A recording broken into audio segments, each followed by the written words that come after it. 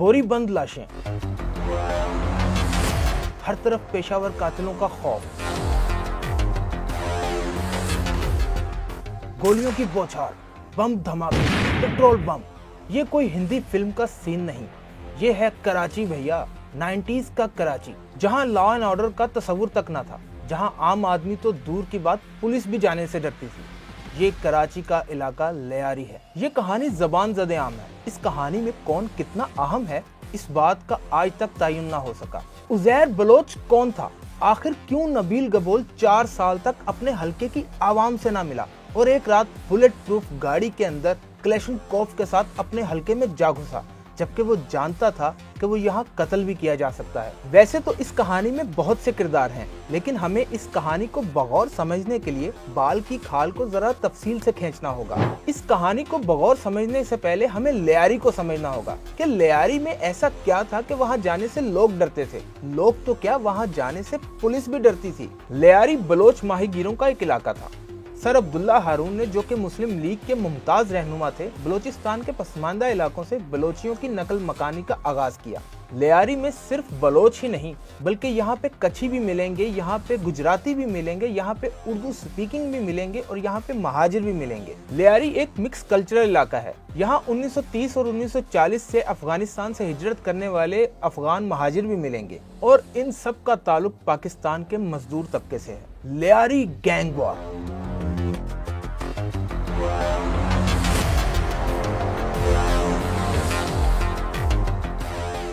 Lyari gang war की कहानी शुरू होती है 2 भाइयों से, शेरल और दादल।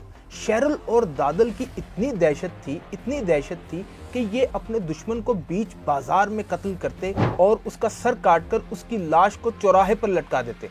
1950 की दिहाई में शेरल और दादल ने भत्ताखोरी, मंशियात फरोशी और अंडरवर्ल्ड में अपना नाम कमाया। ये इतने जालिम और जाबिर थे कि ये अपने दुश्मन को बीच बाजार में काट देते थे, लेकिन फिर भी इनके खिलाफ कोई गवाही या कोई सबूत न मिलता था। बड़े मियाँ तो बड़े मियाँ, छोटे मियाँ सुभान अल्लाह, ये डायलॉग तो आपने सुना होगा।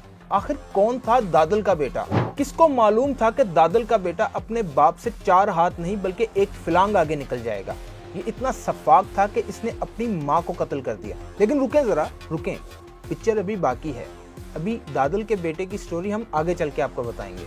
इस कहानी में दादल के बेटे से पहले एक और अहम किरदार है, इकबाल उर्फ बाबू डकैत। बाबू डकैत का असर रसूख पूरे कराची में फैला हुआ था। बाबू डकैत लियारी का कोई आम शख्स नहीं था।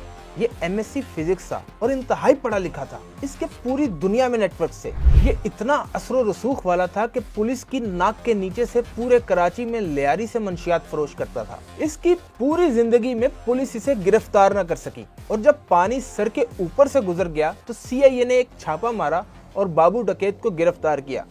और मजे की बात यह है, गिरफ्तार तब किया जब बाबू डकैत फालज का मरीज बन चुका था। पूरी जवानी में बाबू डकैत ने कराची में मंशियात और भत्ताखोरी का बाजार गर्म किए रखा। आपको ये कहानी सुनकर मुंबई क्राइम स्टोरीज पर बनने वाली और संजय दत्त की फिल्में तो याद आ रही होंगी। रुकें, अभी सब्र करें, अभी एक और अहम किरदार इस कहानी में आने वाला है और उस किरदार का नाम है हाजी लाला उर्फ हाजी लालू डकैत। हाजी लालू डकैत शेरशाह कब्रिस्तान के इलाके में अपने 7 बेटों के साथ मंशियात फरोशी और भत्ताखोरी का बाजार गर्म किए हुए था। ये मंशियात फरोशी और भत्ताखोरी का बाजार कब कत्लो गारत, एक्सटॉर्शन, अगवा बराए तावान और किडनैपिंग में बदल गया, इसका किसी को इदराक भी नहीं। हाजी लालू के 7 बेटों में अरशद, पप्पू और यासिर अराफात भी शामिल हैं। अरशद पप्पू भी एक ऐसा डॉन है जिसकी कहानी सुने बगैर आप ना जाइएगा। आगे चलकर हम आपको बताएंगे कि किसके सर से लियारी में फुटबॉल खेला गया और किसकी लाश को तेजाब से जला दिया गया। अब कराची में 3 गैंग सरगर्म थी। ताकत और दहशत का नशा सर चढ़कर बोल रहा था। इसी ताकत के नशे में इकबाल उर्फ बाबू डकैत ने दादल को बीच बाजार में काट दिया और उसका कत्ल कर दिया। यहाँ खत्म होती है 1950 की दिहाई के डॉन की कहानी, दादल डॉन की कहानी।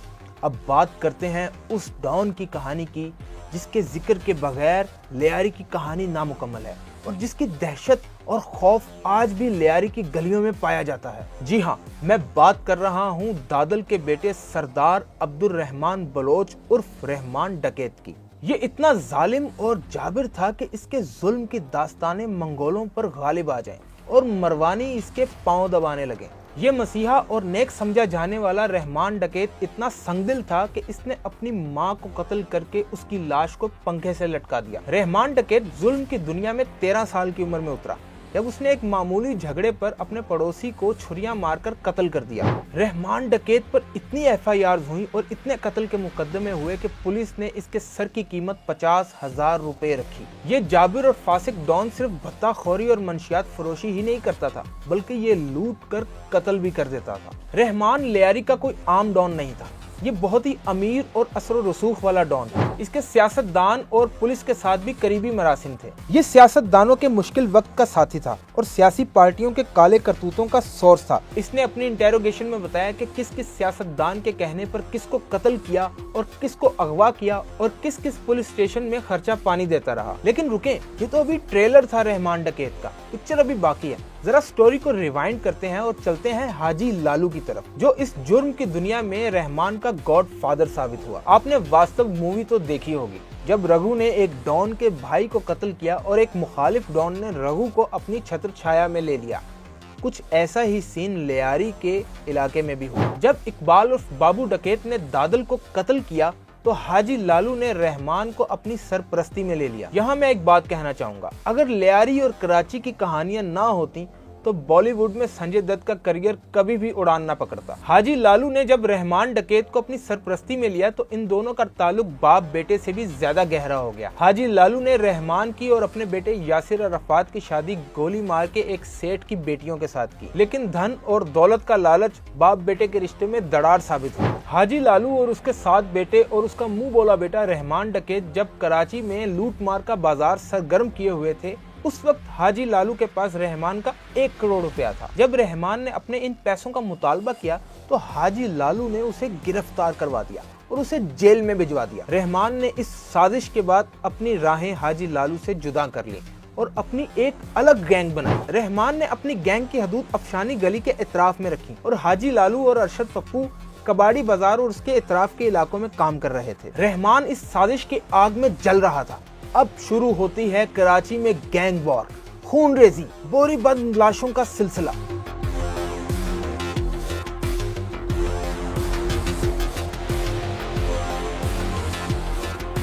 रहमान बदले की आग में जल रहा था और एक के बाद एक हाजी लालू और अरशद पप्पू की गैंग के मेंबर्स को कत्ल किए जा रहा था। कराची में खूनरेजी ने अरूज तब पकड़ा जब हाजी लालू के करीबी साथी को रहमान ने बीच बाजार में कत्ल कर दिया। अनवर भाई भी इस कहानी का एक अहम किरदार है, जो हाजी लालू के करीबी साथी थे। हाजी लालू और अनवर भाई का ताल्लुक ऐसा था जैसे 2 सगे भाइयों का ताल्लुक है। रहमान ने अनवर भाई को तब कत्ल किया जब वो एक जनाजे से वापस आ रहे थे। इस कत्ल के बाद अरशद पप्पू गम संभाल ना सका और उसने एक जख्मी शेर की तरह रहमान पर पलट कर वार किया। खून में लिथड़ा हुआ अरशद पप्पू रहमान की तरफ वार करता चला गया और एक के बाद एक करके रहमान की गैंग के मेंबर्स को कत्ल करता चला गया।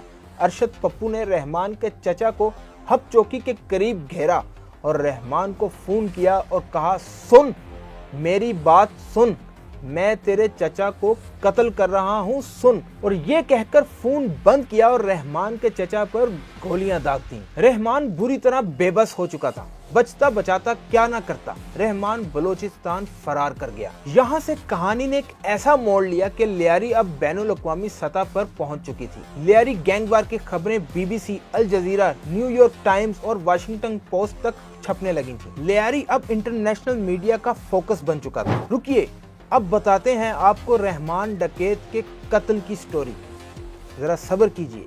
रहमान डकैत का दारोमदार एक ट्रांसपोर्टर पर था, जिसके भत्ते से और जिसकी इमदाद से रहमान अपनी गैंग चलाता था। ये ट्रांसपोर्टर था फैजू बलोच। अब इस ट्रांसपोर्टर पर अरशद पप्पू की नजर थी। अरशद पप्पू ने इस ट्रांसपोर्टर को फोन किया और कहा, अब भत्ता हमें मिलेगा, रहमान को नहीं। फैजू बलोच, जिसकी सारी हमदर्दियां रहमान के साथ थी और वो रहमान से प्रोटेक्शन लेता था, भत्ता देने से इनकार कर देता है और अरशद पप्पू उसी के अड्डे पर जाकर फैजू बलोच को कत्ल कर देता है। आप जानते हैं ये फैजू बलोच कौन था? ये था उजैर बलोच का बाप। उजैर बलोच और रहमान डकैत बचपन के दरीना साथी थे।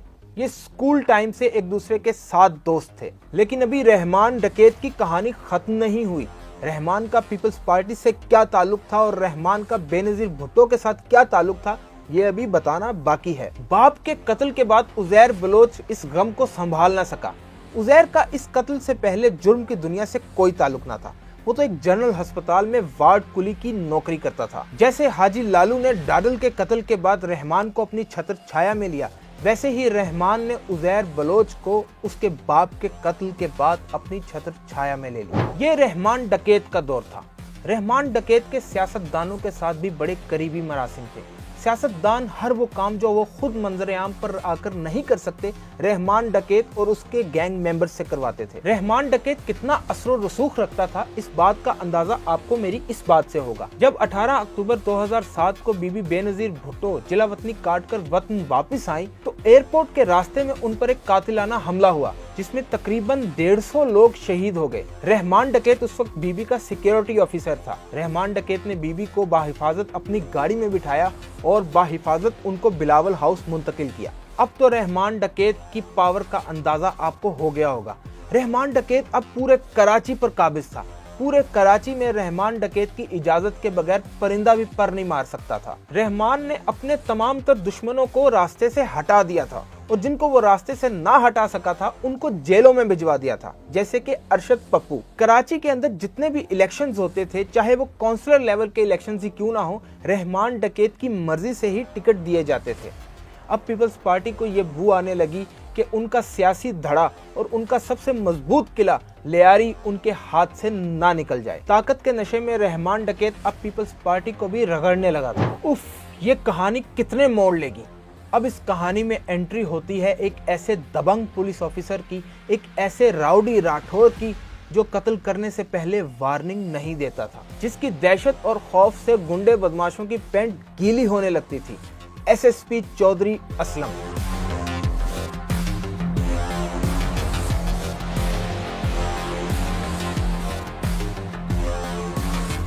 चौधरी असलम को यह टास्क दिया गया कि उसने लियारी से जुर्म का खात्मा करना है और इस टास्क फोर्स का नाम लियारी टास्क फोर्स रखा गया। चौधरी असलम को यह टास्क दिया गया कि वो सबसे पहले रहमान डकैत को गिरफ्तार करे।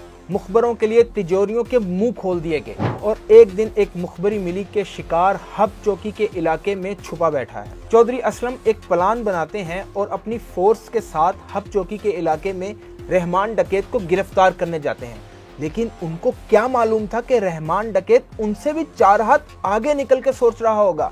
रहमान डकैत चौधरी असलम की सारी मूवमेंट को सीसीटीवी फुटेजेस से कैप्चर कर रहा था और जैसे ही हब चौकी के इलाके में पुलिस दाखिल हुई, रहमान और उसके साथियों ने चौधरी असलम पर गोलियां दाग दी और चौधरी असलम और उसकी टीम को जख्मी कर दिया। अब इस शेर की गैरत का सवाल था।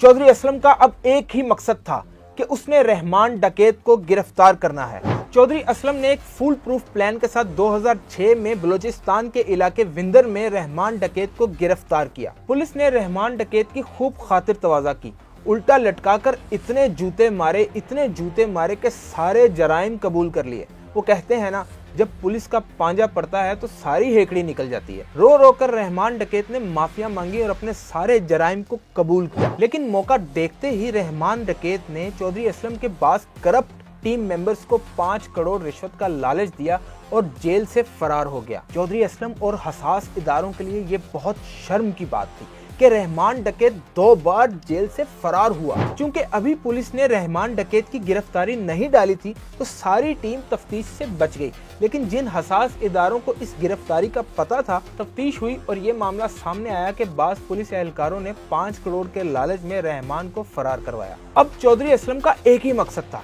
कि उन्होंने रहमान डकैत का काम तमाम करना है। मुखबर दौड़ाए गए और एक दिन मुखबरी मिली कि रहमान डकैत बलूचिस्तान से कराची आ रहा है और जौहर के इलाके में चौधरी असलम ने रहमान डकैत का इनकाउंटर कर दिया। इंटरनेशनल रिपोर्ट्स के मुताबिक ये कहा जाता है कि रहमान को कराची जौहर में नहीं बल्कि बलूचिस्तान के इलाके विंदर में मारा गया। ये थे लियारी के सबसे बड़े डॉन रहमान बलोच की कहानी, जो 9 अगस्त 2009 रात 3 बजे इख्तिताम पर पहुंची। अब शुरू होती है निडर, बहादुर लेकिन नहायत ही समझदार डॉन की कहानी, उजैर बलोच की कहानी।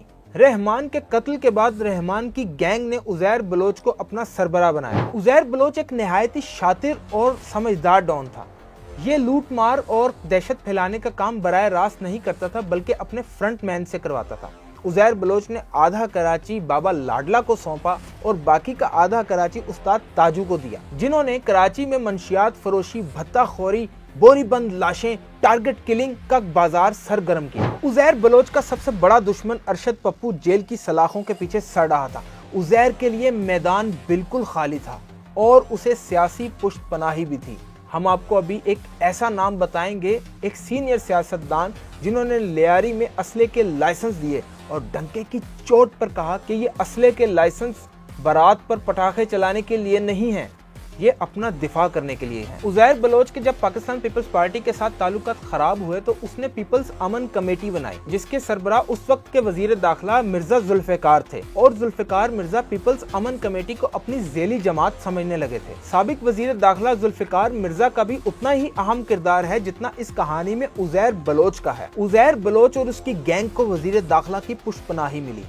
उज़ैर बलोच और उसकी गैंग को वजीर दाखिला ने असले के लाइसेंस दिए और डंके की चोट पर कहा कि ये कोई बारात या शबे बारात पर पटाखे चलाने के लिए नहीं है, ये लियारी के बच्चों के दिफा के लिए है। जुल्फिकार मिर्जा की पुष्टपनाही के बाद कराची में गैंग वार की एक नाआकबत अंदेश कहानी रकम हुई। जगह जगह बोरीबंद लाशें मिलने लगी, भत्ताखोरी, मंशियात फरोशी और टारगेट किलिंग का बाजार सरगर्म हो गया। MQM और पीपल्स पार्टी की इस जंग में मासूम कराची के लोग मारे जा रहे थे।